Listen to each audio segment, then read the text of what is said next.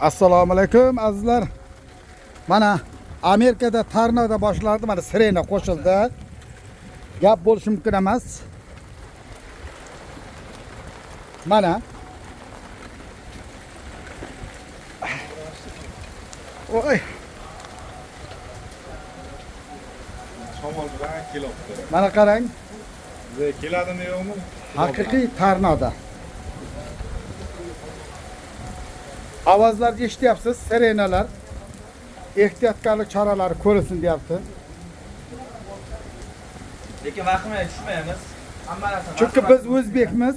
Hammasi nazoratim ostida. Biz har qanday yoqda jala, yomg'irda dehqonning yili keldi, chorvaning yili keldi deb quvonamiz. Lekin Amerikada o ana shamol, ana dahshat.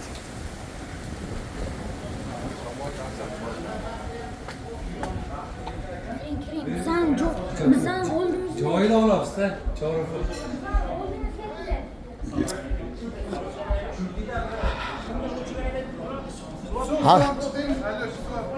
Ha, nima? Haqiqiy tornado haqiqatda ko'chada bo'lyapti. Qapchiqlar. Ana tornado. Suv Mana do'stlar, mana tornado degani mana shu yerda Amerikada. Juda qattiq shamol, daraxtlar mana shunaqa tebranish, titrashga ega.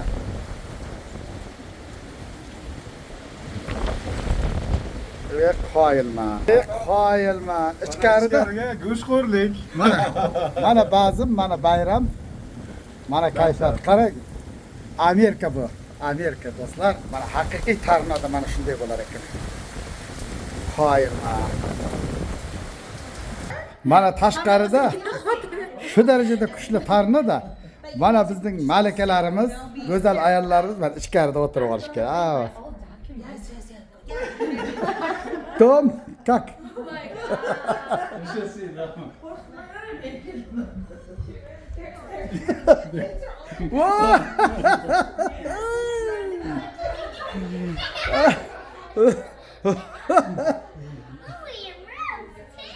Mana do'stlar, tornado kuchli bo'lganligidan ayollar, yosh bolalar hammasi katta imoratda podvalga tushib ketishdi. Mana hech kim yo'q. Tornado ana shunaqa xususiyatga ega.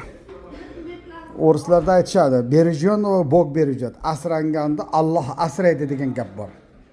Ehtiyotkorlik ziyon qilmaydi. Faqat xalqning duosini olgan, xalq xizmatida bo'lgan haqiqiy oshpazlargina oshxonada qolishdi. Hech kim yo'q. Demak, Amerikada har narsaga tayyor turganim yaxshi ekan. Mashallah. Mana kuchli tandirdan keyin mana haqiqiy limonni Shahrisabz kitobcha meni taom sifatida foydalanmabsan, dunyoga kelmabsan degan taomni yaratishyapti yigitlar. Ko'z tegmasin. Rahmat. Umidjon, kayfiyat qanday? Zo'r. A'lo. Akbarjon, kayfiyat qanday? Dahshat. Mashallah, tabarakallah, shunaqa bo'lsin.